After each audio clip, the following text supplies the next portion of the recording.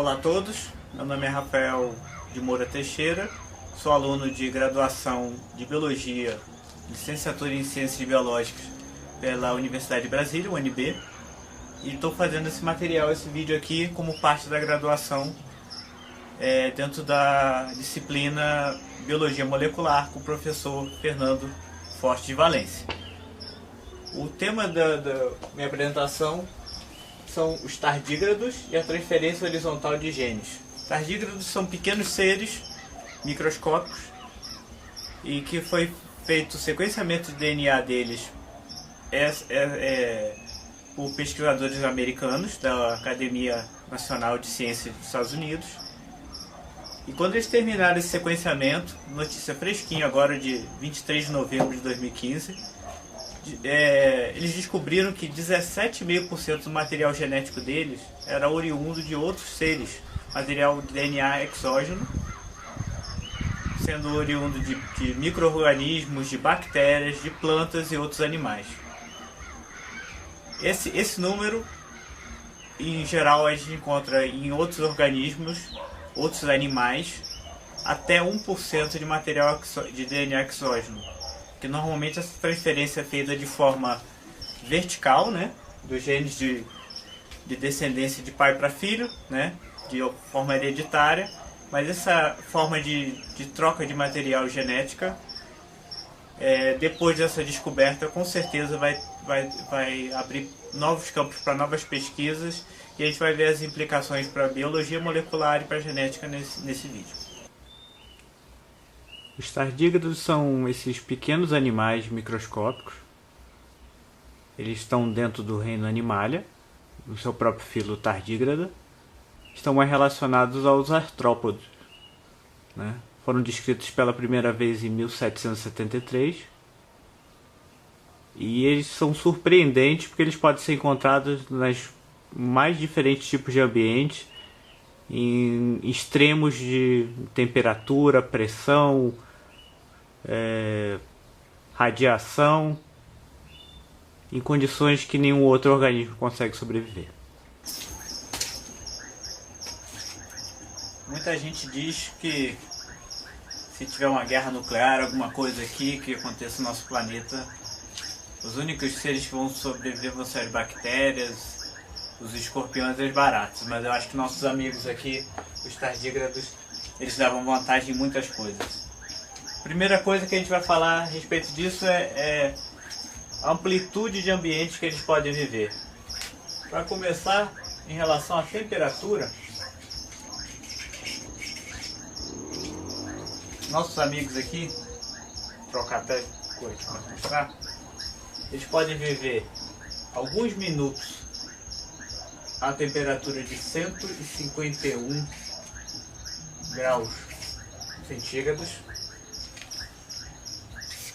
Eles conseguem passar alguns dias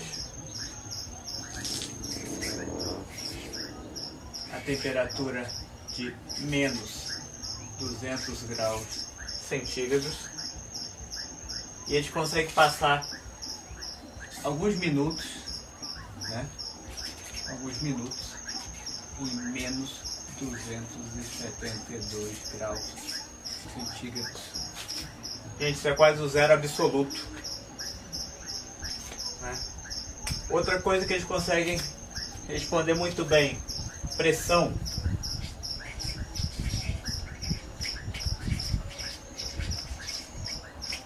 Eles conseguem viver desde o vácuo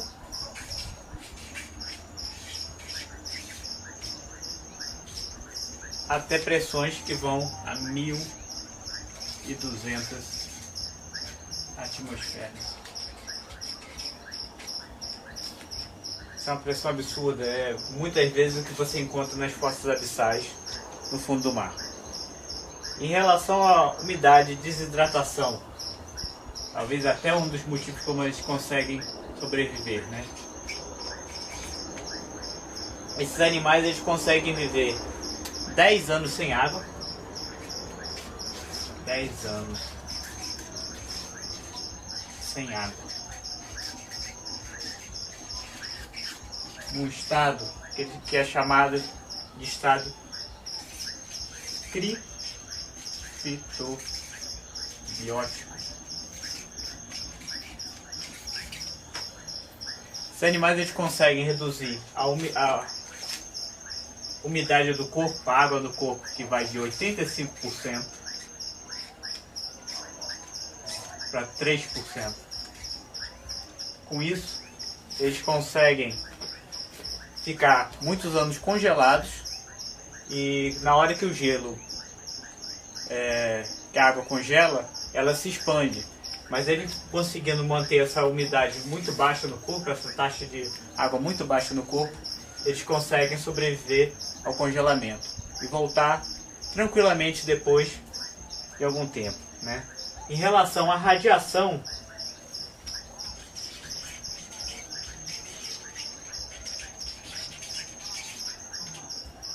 esses animais conseguem receber cargas de raios gama, que é representado com GI, até 5.000 unidades.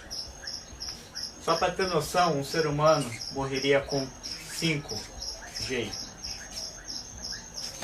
Então eles conseguem receber uma radiação que poderia afetar um ser humano em poucos minutos e ainda permanecer vivos ou com potencial para acordar depois ilesos, né? São animais fantásticos. Por tudo isso, em 2007,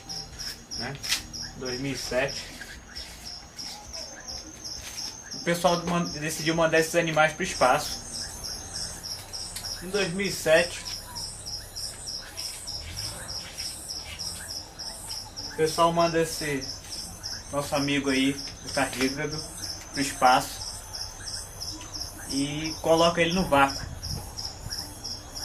E sob condições muito severas, assim que a Sociedade de Proteção dos Animais podia considerar como um crime, mas eles colocaram nossa cobaia aqui no espaço e da população que foi para o espaço passou 10 dias no vácuo. 10 dias.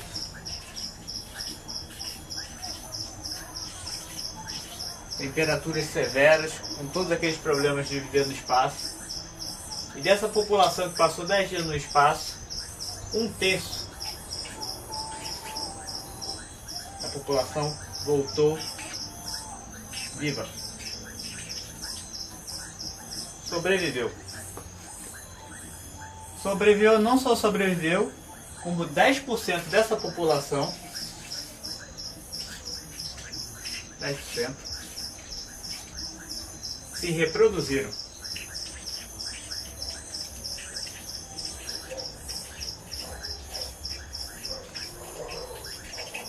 Colocando ovos férteis que eclodiram normalmente e a princípio sem variação genética, né? Agora o mais importante disso aí, que o pessoal continuou estudando, mandaram eles de novo para o espaço. E quando deu 2011, mandaram de novo para o espaço para uma nova série de experiências. Agora o fato mais marcante na história desses animais foi quando eles acabaram o sequenciamento genético dele.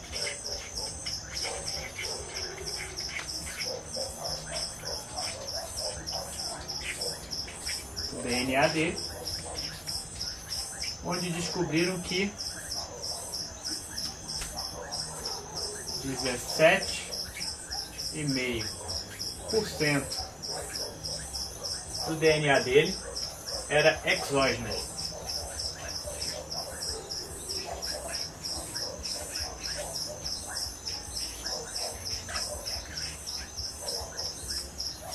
Então, 17%, 1/6 do material genético dele veio de outros organismos, sendo plantas, podendo ser plantas, bactérias, micro-organismos e outros animais. Como 17,5% do DNA desse ser não veio diretamente dos antepassados dele, foi adquirido no meio, com certeza, claro, durante gerações, né? A gente chama isso aqui, esses 17,5% vieram por uma transferência horizontal. de DNA. Como é que pode se dar essa transferência horizontal? Se conhece 4 formas, né? Hoje são aceitas como 4 formas de haver essa transferência horizontal do material genético, né? A primeira forma delas é a conjugação.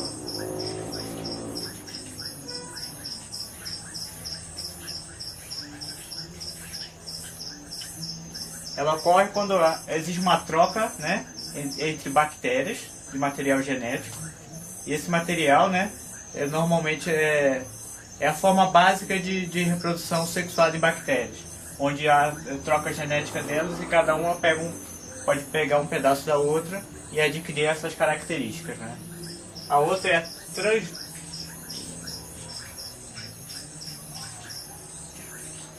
transdução.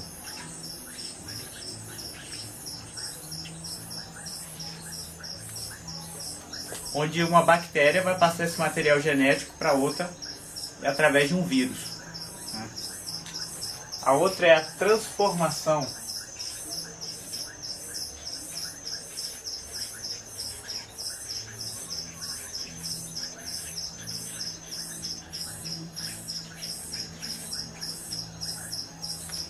Que é onde a bactéria vai pegar pedaços de DNA que estão circundantes no meio, né? E vai usar depois como próprio DNA, né? Um caso famoso desse é o dos plasmídios, né? Onde são aquelas moléculas de DNA circular, né? Que pode se duplicar independentemente e que fazem associação com as bactérias, né? E a bactéria consegue inserir, o plasmídio no caso, consegue inserir o DNA dele, né? Uma bactéria conferindo várias propriedades, como resistência a antibióticos e outras características, né? E uma quarta forma, né, seriam os agentes transformadores de genes. É uma forma nova, um processo que foi descrito recentemente, em que bactérias usam elementos parecidos como de vírus, né, para produzir e transferir pacotes de DNA codificante, né? Esse processo é bastante novo. Qual o processo que o nosso amigo tardígrado usa exatamente? O principal processo a gente ainda não sabe.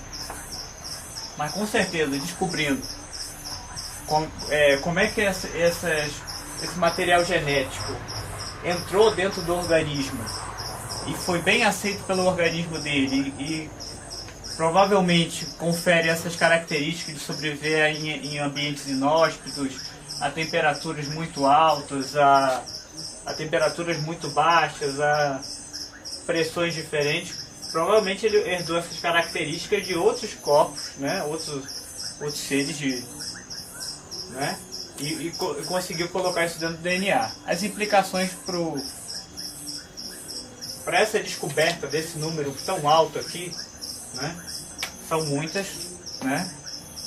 Entre elas, se a gente descobre exatamente como é que ele consegue colocar para dentro do DNA de outras formas de vida, assim, qual dos processos que ele está usando e como é que